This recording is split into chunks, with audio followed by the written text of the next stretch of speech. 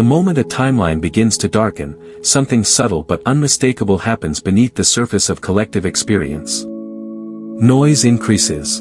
Emotional volatility spreads. Urgency replaces clarity.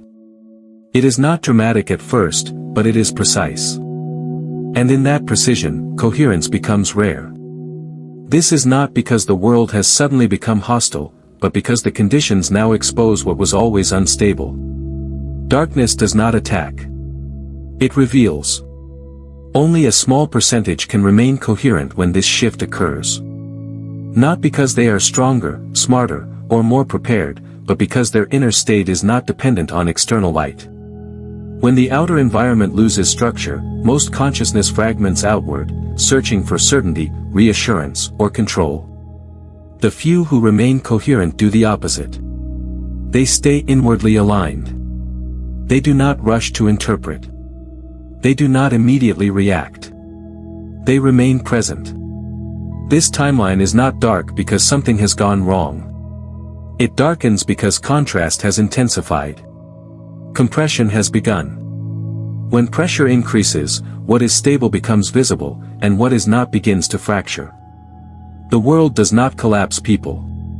It shows them to themselves. This is the filter. This is the sorting.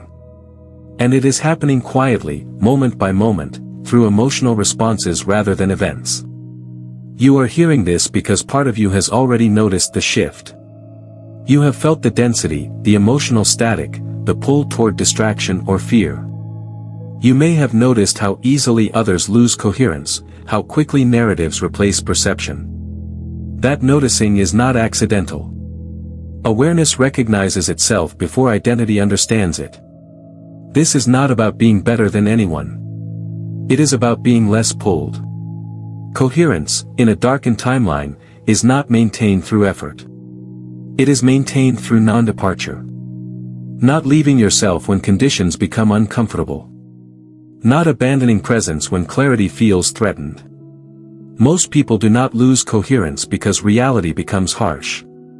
They lose it because they leave the present moment in search of psychological safety. The 1% stay. They remain with what is, without dramatization or denial. Darkness, in this sense, is a signal. It tells you where attachment still exists. It reveals where identity is still outsourced to outcomes, systems, or expectations. When those structures weaken, the illusion of control weakens with them. What remains is frequency. Emotional tone. Inner posture. This is what the timeline responds to. This is the initiation point. Not into fear, but into precision. The darkening is not asking you to fight it or escape it. It is asking whether you can remain coherent without external reassurance. Whether you can stay aligned without knowing how things resolve. Whether you recognize that stability does not come from circumstances, but from consciousness resting in itself. If you are aligned with this frequency, subscribe and remain within it. What most people label as chaos is rarely chaos at all. It only appears that way to a mind accustomed to spaciousness. What is actually occurring is compression. Energetic pressure increases. Timelines narrow. Emotional signals intensify. When space is removed, whatever has not been integrated becomes louder. This is not destruction. It is concentration. Compression functions like gravity for consciousness. It pulls unresolved patterns to the surface because they can no longer disperse. In wide, comfortable conditions, incoherence hides easily. Distraction absorbs it. Noise masks it. But when compression begins, distraction loses effectiveness. There is less room to avoid what is unsteady inside. That is why darkness feels overwhelming to many. Not because it is violent, but because it is honest. Under pressure, reactive identities collapse quickly. Personas built on certainty, control, or validation require space to function. When that space disappears, those identities cannot maintain coherence. They fracture. This is not punishment. It is feedback. Pressure reveals what was never stable on its own. Coherent awareness responds differently. It does not require spacious conditions to remain intact. Compression does not threaten it, it sharpens it. When pressure increases, coherent consciousness becomes more precise, more present, more distilled. Attention pulls inward. Emotional noise reduces. Perception clarifies. This is why darkness refines rather than destroys those who are aligned. Compression accelerates revelation. It shortens the distance between inner state and outer experience. Emotional reactions manifest consequences faster. Misalignment becomes immediately uncomfortable. Alignment becomes immediately stabilizing. There is no delay. This is why timelines feel intense during these phases. The feedback loop tightens. Many attempt to escape compression by seeking explanations, enemies, or solutions. That search itself creates further fragmentation. Compression cannot be solved externally because it is not external. It is an internal convergence. The field is responding to accumulated emotional signals reaching saturation. What surfaces now is what could no longer remain diffuse. Darkness, seen clearly, is simply the absence of buffering. The cushions are removed. The training wheels fall away. Consciousness is asked to stand on its own coherence without relying on predictability or reassurance. This is why panic spreads so easily. Most identities were never designed to function without external reference points. Yet within this same compression, something else becomes available. Precision. Stillness. Discernment. When options collapse, attention becomes focused. When noise increases, silence becomes valuable. When outcomes become uncertain, presence becomes stabilizing. Compression forces prioritization, and coherent awareness naturally selects what matters. This is the quiet intelligence of darkness. It does not tear reality apart. It concentrates it. It does not punish weakness. It exposes it so it can no longer masquerade as strength. What survives compression is not what is aggressive or dominant, but what is internally aligned. As this timeline compresses, you are not being asked to endure chaos. You are being asked to recognize refinement in progress. The pressure you feel is not evidence of danger. It is evidence of acceleration. Something is being clarified. Something is being filtered. And coherence, when allowed to remain, becomes easier to feel, not harder. Darkness is not the enemy of awareness. It is the lens that brings it into focus. Most people do not lose coherence because they are incapable of clarity. They lose it because their inner signal was never anchored internally to begin with. Under calm conditions, borrowed stability feels like stability. Social consensus, routine, and distraction provide enough reinforcement to simulate coherence. But when pressure increases, what was externally sourced begins to fail. Emotional contagion is the first destabilizer. Humans are deeply sensitive to collective emotional fields. When fear, outrage, or urgency spike in the environment, those frequencies spread faster than information. The nervous system mirrors what it senses before the mind evaluates it. Without internal grounding, awareness is pulled outward and swept into the dominant emotional current. This is not weakness. It is default wiring left unexamined. External validation addiction deepens the fracture. Many identities are quietly calibrated by feedback loops. Approval, agreement, visibility, and belonging become reference points for orientation. When timelines compress, those signals become inconsistent or disappear entirely. The absence of validation feels like danger to an identity built upon it. Coherence collapses not because reality is unstable, but because the inner compass was outsourced. Fragmentation under pressure follows naturally. When uncertainty rises, the mind attempts to regain control by splitting attention across possibilities, narratives, and imagined outcomes. This creates mental noise. Emotional volatility increases. Presence thins. Instead of inhabiting the moment, awareness scatters. The inner signal weakens not from attack, but from division. It is important to see this without judgment. The majority are not failing a test. They are encountering the limits of a system that once worked. Old strategies relied on predictability, consensus, and external structure. Compression removes those supports. What is revealed is not inadequacy, but misalignment between identity and reality as it now functions. Darkened timelines amplify this effect because feedback becomes immediate. Emotional reactions generate consequences faster. There is less delay between inner state and outer experience. For someone dependent on external cues, this feels destabilizing. The ground appears to move because it was never internalized. The inability to hold an inner signal is not about intelligence or awareness. It is about orientation. Where does stability come from when reference points dissolve? Most people have never been asked that question experientially. They are encountering it now for the first time. And the encounter is intense. Coherent awareness does not spread itself thin under pressure. It consolidates. It reduces input. It slows interpretation. The majority do the opposite because their system equates stillness with vulnerability. Movement feels safer than presence. Reaction feels safer than observation. This pattern is learned, reinforced, and until now, largely invisible. There is no superiority in seeing this clearly. Only responsibility. To recognize that destabilization is a natural outcome of externalized identity is to remove blame entirely. Nothing has gone wrong. A developmental threshold has been crossed. As conditions intensify, the question is not why others cannot hold their signal. The deeper recognition is that inner coherence was never taught, modeled, or valued in wide conditions. Compression is simply revealing what was absent. And in that revelation, a new orientation becomes possible.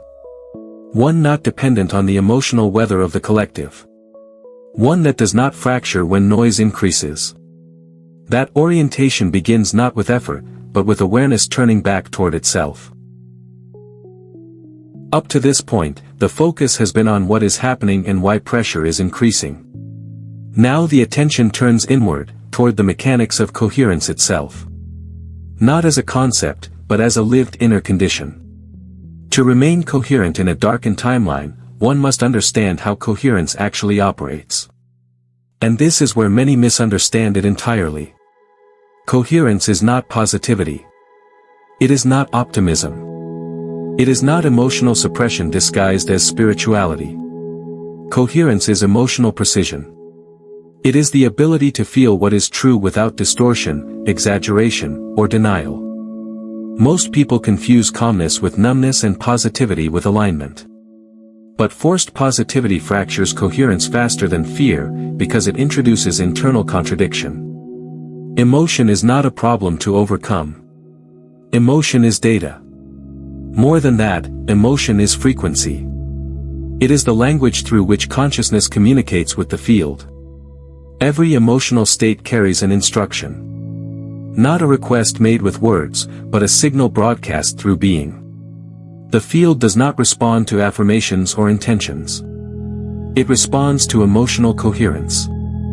When an emotion is resisted, suppressed, or replaced artificially, the signal becomes distorted. The body senses one thing while the mind pretends another. This split creates incoherence. The field receives mixed instructions. Confusion follows, not as punishment, but as reflection. Reality mirrors the distortion because it has no choice but to do so. Emotional precision means allowing an emotion to be fully felt without narrative. Sadness without story. Fear without projection. Anger without justification. In that allowance, the emotion completes its function and dissolves naturally. The signal clears. Coherence returns. This is not indulgence. It is accuracy. Forced positivity attempts to skip this process. It treats emotion as an obstacle rather than guidance. But guidance ignored does not disappear. It accumulates. Under compression, that accumulation surfaces all at once, often explosively. This is why positivity collapses so easily in darkened timelines. It was never stable to begin with. Coherence does not mean feeling good. It means feeling true. Sometimes truth is neutral. Sometimes it is uncomfortable. Sometimes it is quiet. The coherent state is not defined by pleasure, but by alignment. When inner sensation and outer behavior match, coherence is present. When they diverge, it is lost. The field responds immediately to this alignment. Emotional precision stabilizes perception. Decisions become simpler. Reactions slow down. Reality feels less antagonistic, not because it has changed, but because the signal has clarified. This is the practical power of coherence. It removes interference. Many avoid emotional precision because it feels unfamiliar. Chaos feels safer than stillness when stillness exposes unresolved sensation. But avoidance amplifies distortion. Precision reduces it.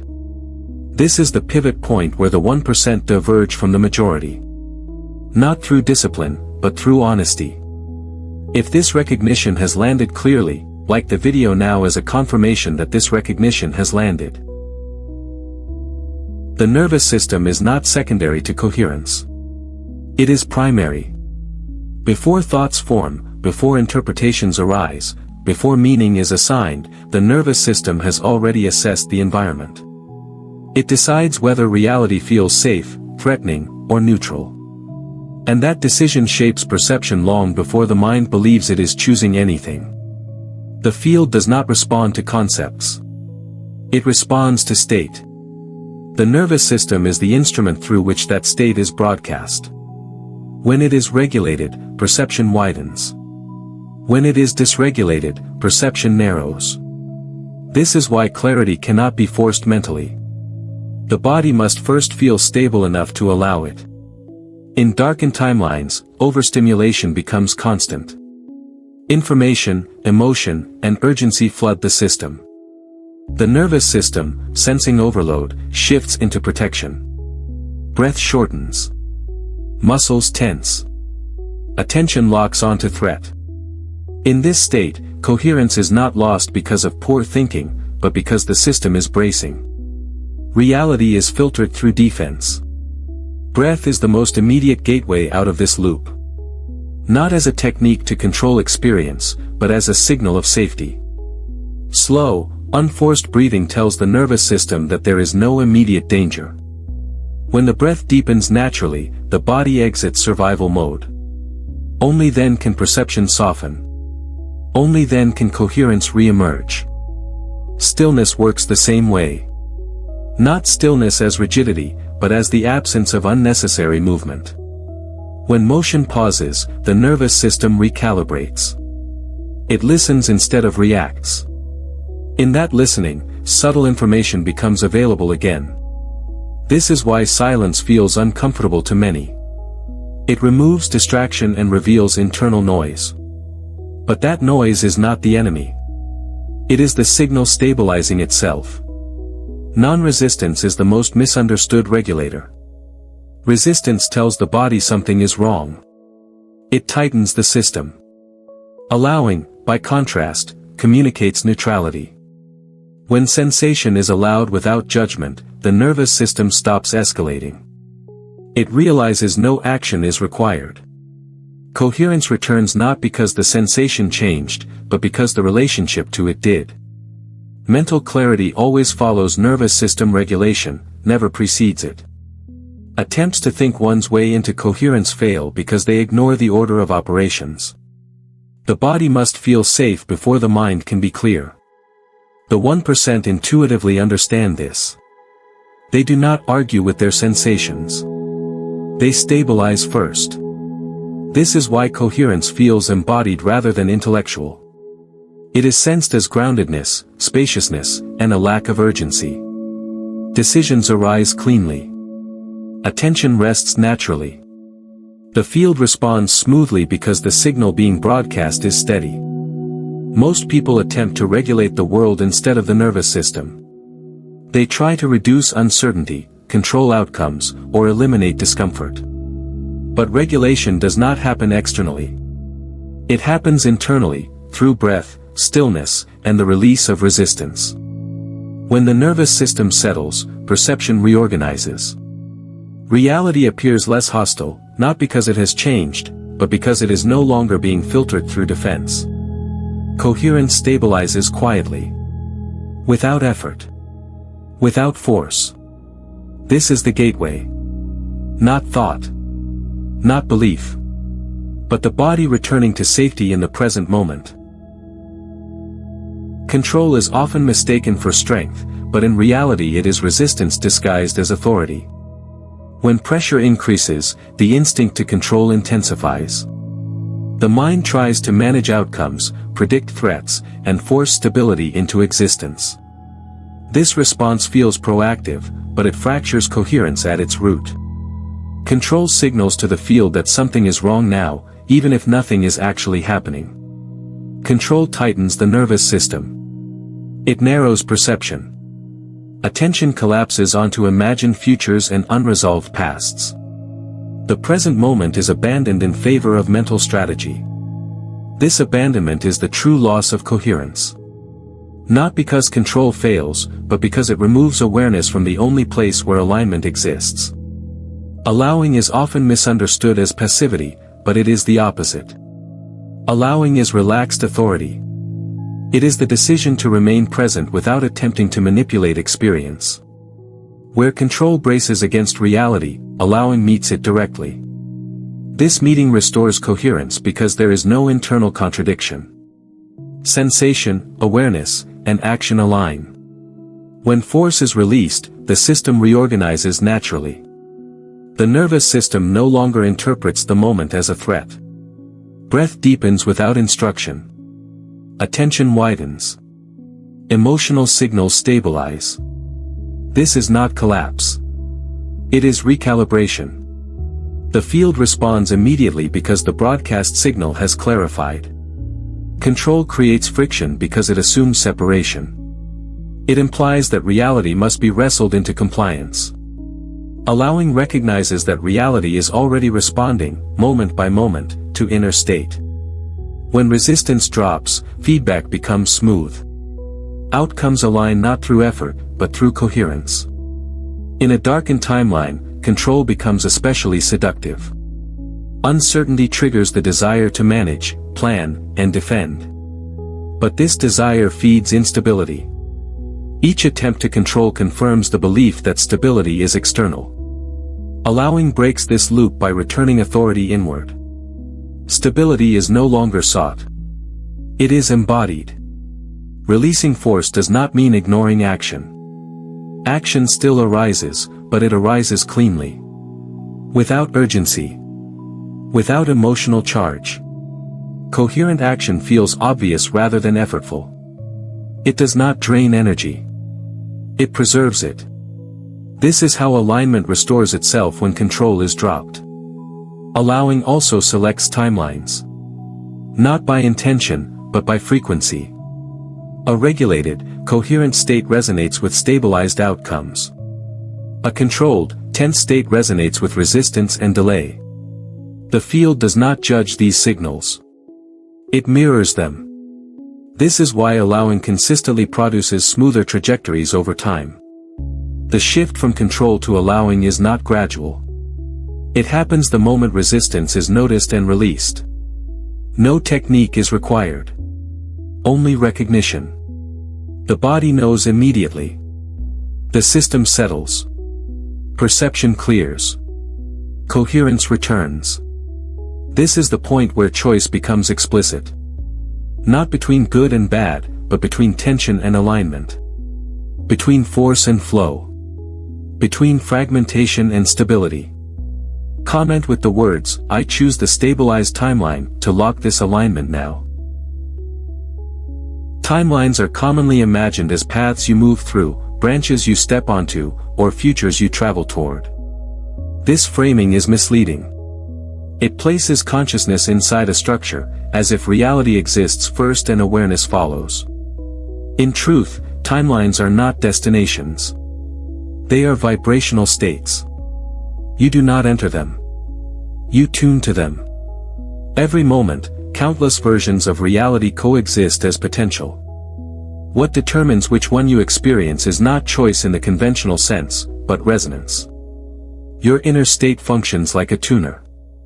It selects which layer of reality becomes perceptible and interactive. This selection happens automatically, without deliberation, based on coherence.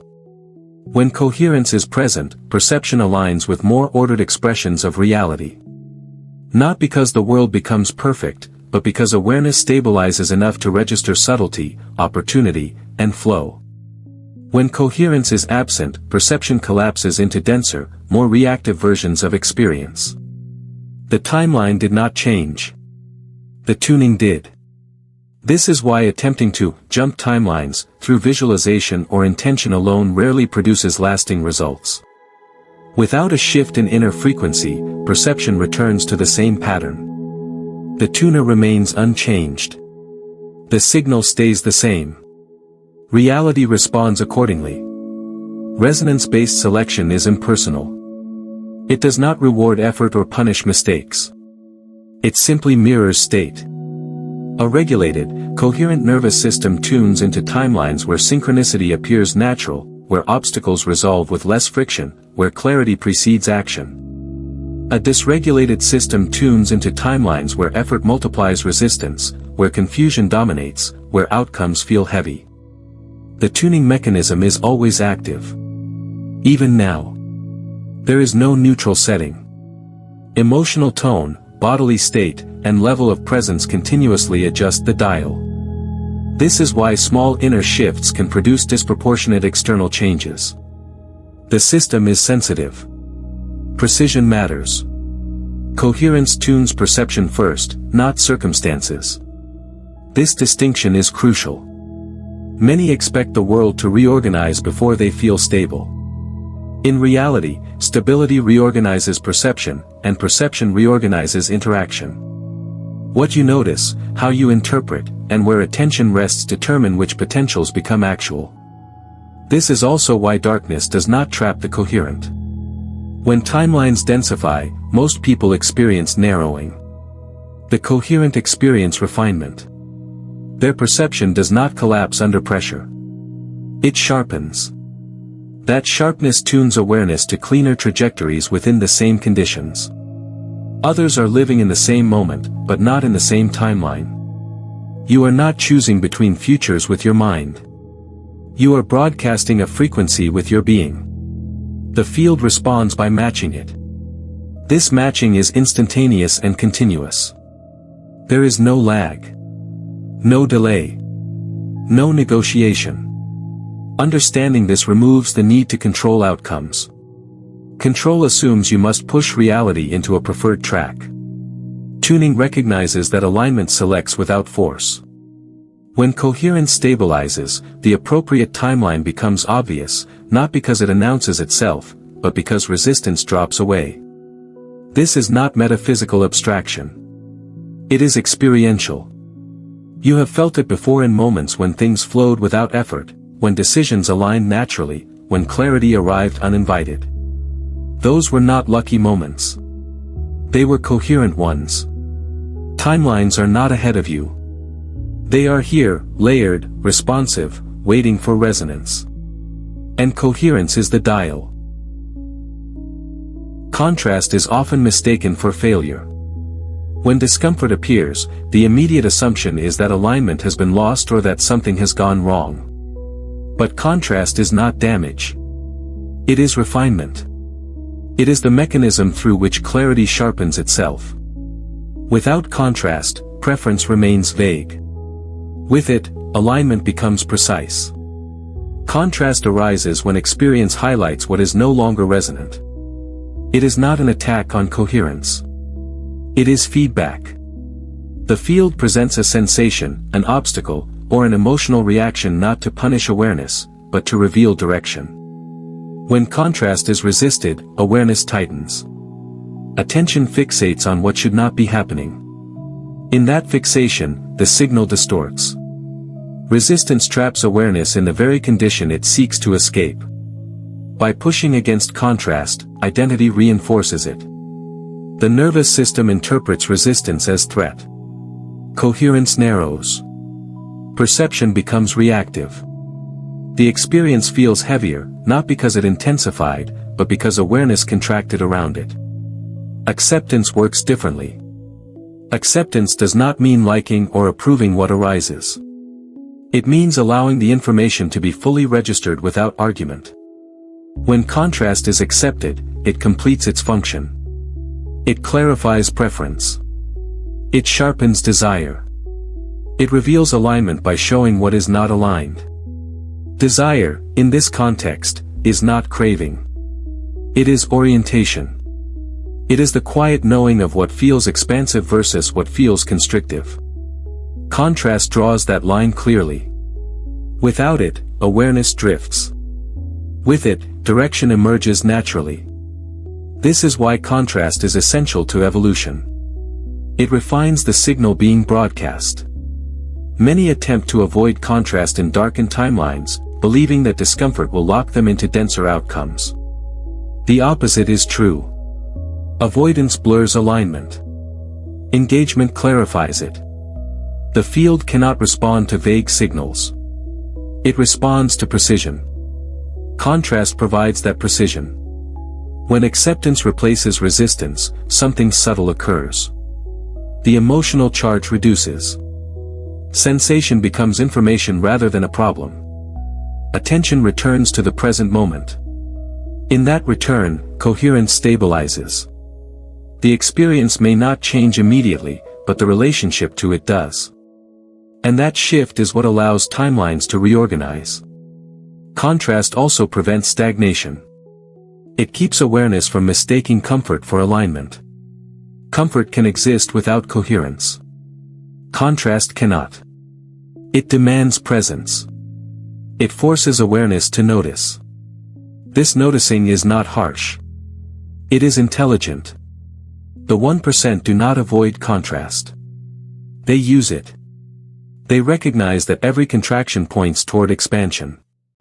Every moment of discomfort contains instruction. When received cleanly, that instruction refines the signal and adjusts the tuning. Alignment becomes sharper, not looser. This is why contrast does not destroy coherence. It tests it. And tests are not meant to be failed or passed. They are meant to reveal. When contrast is allowed, it completes quickly. When resisted, it lingers. Refinement is not gentle. It is precise. And precision, once understood, becomes a form of stability. Contrast is not the enemy of alignment. It is the tool that makes alignment unmistakable. Creation does not happen in the future, and it is never resolved in the past. Both are mental constructions used to escape the intensity of now. The present moment is not a bridge between what was and what will be. It is the only point where reality responds. All coherence, all alignment, all selection occurs here. When attention fixates on the past, coherence collapses into reflection. Memory replays emotional signals that are no longer accurate, yet still active in the nervous system. Regret, nostalgia, and unresolved meaning pull awareness backward, broadcasting outdated frequencies. The field responds faithfully, not to time, but to signal. Old emotions recreate old patterns because the present moment is being used to sustain them. When attention fixates on the future, coherence collapses into anticipation. Projection fragments awareness into imagined scenarios. Hope and fear both remove presence. The nervous system tightens around what is not happening. The signal becomes unstable because it is split between now and a mental construct. Creation stalls, not because desire is wrong, but because attention has left the only place where alignment occurs. The present moment is not passive. It is generative. It is where perception organizes, where emotion registers, where the nervous system broadcasts its state. The field does not wait for outcomes. It responds continuously to the quality of presence now. This is why coherence must be returned to repeatedly. Not because it is fragile, but because distraction is habitual. The 1% understand this implicitly. They do not attempt to stay present permanently. They return to presence quickly. Again and again. Each return restores coherence. Each return recalibrates the signal. They notice when attention drifts and bring it back without judgment or drama. This is not discipline. It is recognition. Presence is not effortful. It is the absence of unnecessary mental movement. When awareness settles into now, the nervous system relaxes. Breath stabilizes. Perception widens. The signal clarifies. Creation resumes. Not through force, but through alignment. Many believe that creation requires sustained focus on a desired future. In reality, sustained focus often creates tension. The future is selected by present coherence, not imagined persistence. When presence is stable, the appropriate trajectory unfolds naturally. When presence is lost, effort increases and clarity decreases. The present moment also dissolves fear. Fear exists almost exclusively in projection. When awareness rests in now, threat narratives lose fuel. Sensation replaces story. Information replaces interpretation. This is why coherence feels calmer without being dull. Alive without being reactive. Returning to now is not an escape from responsibility. It is the assumption of it. Responsibility for state. For signal. For alignment. The present moment does not ask you to solve your life. It asks you to inhabit it fully, without fragmentation. Each moment you are either here or you are not. When you are here, creation is active. When you are not, repetition occurs. This is the simple, uncompromising function of reality. The timeline does not respond to who you were or who you hope to become. It responds to who you are being now. And the 1% return to that point until it becomes home. There is a noticeable shift here, away from explanation and into embodiment. What coherence looks like when it is lived, not discussed. This is where misunderstanding often arises, because the 1% are assumed to possess something extra. More willpower. More discipline. More resilience. In reality, they are defined by what they no longer do. They are less reactive. Reactivity drains energy faster than any external demand. Every emotional spike, every mental defense, every impulsive response fragments attention. The body mobilizes resources for threats that are often imagined. The nervous system stays activated. Perception narrows. Over time, this constant mobilization feels like fatigue, confusion, or overwhelm. The majority live in this state so consistently that it feels normal. The 1% conserve energy by not feeding these loops. They notice stimulation without immediately translating it into reaction. This pause is not suppression. It is space. In that space, sensation is felt without escalation. Thought arises without momentum. Action waits until clarity is present. Energy that would have been spent reacting remains available. Reduced reactivity sharpens perception. When attention is not hijacked by emotional urgency, subtle information becomes visible. Tone, timing, and context are perceived more accurately. Decisions become simpler because fewer signals are competing. This is not intelligence in the conventional sense.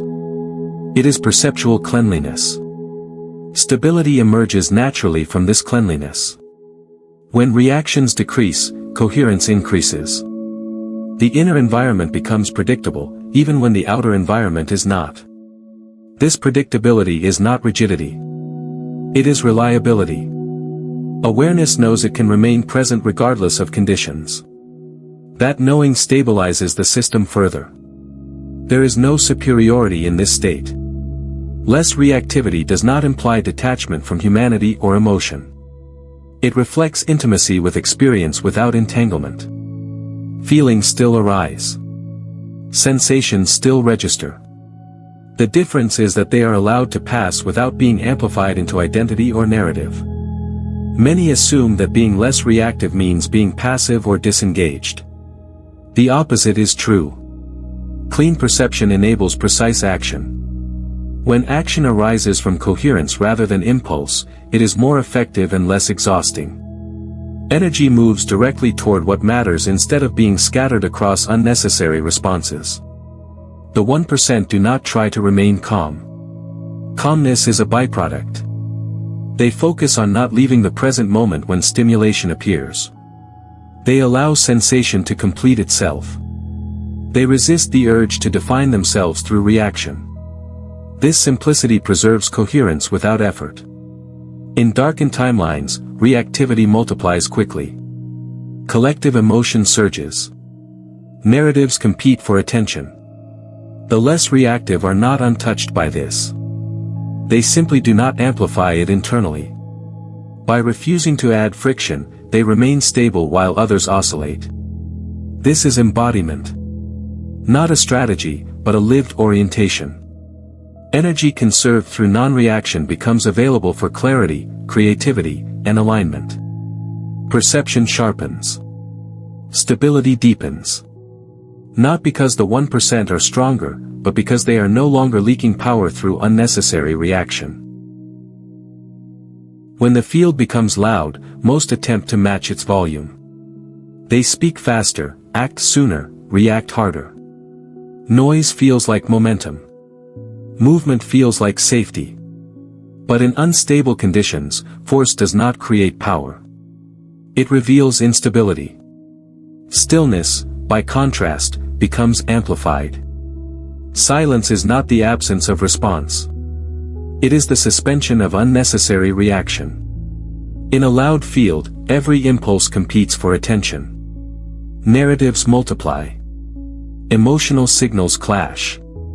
When awareness remains still within this turbulence, it stands out naturally. Not by drawing attention, but by not scattering it. The field reorganizes around coherence. Restraint is often misinterpreted as hesitation. In reality, it is precision. To delay reaction is to allow information to complete itself. Most reactions are responses to partial data. They occur before clarity has formed. Restraint allows perception to settle. It prevents premature commitment to interpretations that will soon shift. Delayed reaction is not inaction. It is timing. When action arises from stillness, it carries weight. It is not diluted by emotional charge or urgency. Others feel this difference instinctively. They respond differently to action that is grounded versus action that is reactive. Influence increases not because of authority, but because of coherence.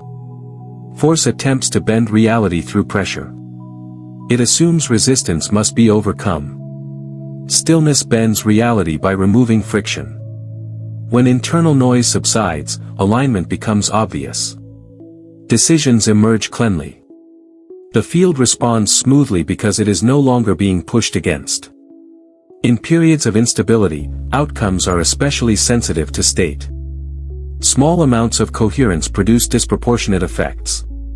Stillness amplifies this effect because it concentrates attention. When awareness is not scattered, it becomes potent. Not loud, but undeniable. Many fear stillness because it feels like vulnerability. Without constant motion, unresolved sensation becomes visible. But this visibility is what restores power. Stillness integrates what movement avoids. Once integrated, the urge to react dissolves. The system stabilizes from within. The 1% do not attempt to dominate chaotic environments. They become unmoved within them. This unmoving quality is not rigidity. It is adaptability without panic. When the field shifts, they shift with it, not against it. Stillness allows responsiveness without reactivity. Influence in a loud field does not come from asserting position. It comes from anchoring presence. Others unconsciously orient toward coherence because it provides relief from noise. Stillness offers that relief without effort. It does not persuade. It stabilizes. This is why stillness becomes power during instability. It conserves energy. It sharpens perception. It aligns timing. Force expends energy to create temporary effects. Stillness preserves energy to create lasting ones. When the field is loud, do not attempt to be louder. Let coherence speak through absence of noise. Reality listens most closely where resistance is lowest. And stillness, when embodied, is the lowest resistance available. Effort has been overvalued because recognition has been misunderstood. Most assume that change requires accumulation, repetition, or discipline over time. But coherence does not respond to effort. It responds to awareness. The shift is not produced.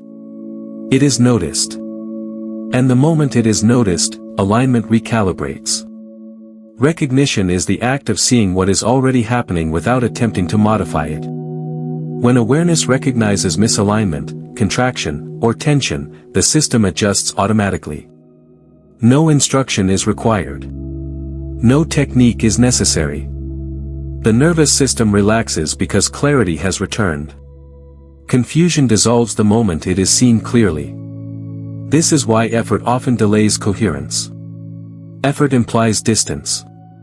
It suggests that alignment is somewhere else, in the future, dependent on correct action. This assumption creates resistance. Awareness moves away from what is present in an attempt to become something different. In that movement, coherence fragments. Recognition does the opposite. It returns awareness to what is actually occurring now. Sensation is felt directly. Thought is observed rather than followed. Emotion is acknowledged without justification. In this acknowledgement, the signal stabilizes. Alignment resumes because there is no longer internal conflict. Techniques attempt to replicate this recognition through structure. They can be useful as training wheels, but they are not the mechanism. The mechanism is noticing. When a technique works, it is not because the steps were followed correctly. It is because awareness returned to itself during the process. The technique did not create coherence. Recognition did. This is why recognition is instantaneous. There is no delay between noticing and recalibration. The system does not need time to understand. It needs permission to stop resisting. The moment resistance is seen, it loosens. The moment misalignment is recognized, it realigns. This happens faster than thought. Many overlook this because recognition feels subtle. It does not announce itself with intensity. It feels like relief. Like space. Like the absence of struggle. The mind often dismisses it as insignificant because it lacks drama. But this subtlety is its strength. It does not add anything. It removes interference. The 1% do not search for the shift. They notice when they have left coherence and return without ceremony. There is no self-criticism. No analysis. Just noticing. Again and again. This repetition is not practice. It is familiarity. Recognition also prevents spiritual bypassing. It does not replace sensation with belief. It allows sensation to be fully present. There is nothing to escape, fix, or transcend. Only to see. And seeing is enough. Effort exhausts because it fights what is. Recognition restores because it aligns with it. One creates tension. The other releases it. This is why recognition feels immediate and effort feels heavy. Nothing needs to be added for coherence to return. Nothing needs to be achieved. Awareness simply has to see clearly. And when it does, alignment is already there, waiting, undisturbed. This is the quiet truth beneath all techniques. The shift was never something to be done. It was something to be recognized. There is a final inversion that changes everything, and it begins here. Up until now, it has been easy to assume that you are a point moving through events, navigating timelines, responding to circumstances that surround you. This assumption feels natural, but it is the source of fear. What now becomes clear is that you are not inside the timeline at all. The timeline is inside you. Consciousness does not travel through reality. Reality appears within consciousness. Events arise in awareness. Sensations register in awareness. Thoughts pass through awareness. When this is seen directly, the sense of being trapped inside conditions dissolves. You are no longer something being carried by the current. You are the field in which the current appears. This recognition shifts identity from position to presence. Instead of identifying as a character trying to survive a darkened timeline, awareness recognizes itself as the space holding light and dark alike. Fear cannot survive this recognition because fear depends on the assumption of vulnerability. When awareness sees that it is not located, not bounded, not contained, threat loses its reference point. The timeline feels heavy only when identity is collapsed into form. When awareness believes it is a body navigating danger, contraction follows naturally. But when awareness remembers itself as the perceiver rather than the perceived, coherence restores instantly. Nothing external needs to change. The shift happens internally, at the level of identity. This does not remove you from experience. It deepens it. Sensations still arise. Emotions still move. Circumstances still unfold. But they unfold within you, not around you. This subtle reorientation changes how everything is processed. Pressure is no longer personal. Uncertainty is no longer threatening. Darkness is no longer enclosing. It is simply content appearing within awareness. This is why coherence stabilizes so quickly at this stage. Awareness no longer needs to defend itself. It cannot be harmed because it is not an object. It cannot be lost because it is the context. The nervous system relaxes not through technique, but through recognition of safety at the deepest level. Many attempt to reach this understanding through philosophy or belief, but it is not conceptual. It is experiential. In moments of deep stillness, you have already felt it. The sense of watching thoughts arise. The quiet awareness behind sensation. That awareness was never affected by the timeline. It was simply unnoticed. When this becomes clear, urgency dissolves. There is nothing to outrun. Nothing to fix before something closes. The timeline does not trap awareness. Awareness contains the timeline. This containment restores choice, not through control, but through perspective. From here, coherence is no longer something you try to maintain. It is what remains when false identity drops away. The 1% do not cling to stability. They rest as what is already stable. Consciousness itself. Fear dissolves because it was never about what was happening. It was about who you thought you were while it was happening. When that assumption falls away, clarity returns naturally. You are not surviving a timeline. You are witnessing it. And in that witnessing, coherence becomes effortless, because it was never threatened to begin with. Coherence is not confined to the individual who stabilizes it. It radiates. Not as an intention, not as an effort, and not as a message, but as a state. When you remain coherent, the field around you reorganizes subtly. Others feel it before they understand it. Sometimes they never understand it at all, yet something in them settles. This influence is non-local. It does not require proximity, explanation, or interaction. Presence itself is transmissive. The nervous system reads safety, regulation, and stability the way it reads threat. When someone embodies coherence, others unconsciously entrain to it. Breath slows. Emotional charge softens. Reactivity reduces. This happens without permission or awareness. This is why teaching is often ineffective during instability. Words are processed by the mind, but coherence is processed by the body. The body does not respond to arguments. It responds to state. When you speak from coherence, the words matter less than the frequency behind them.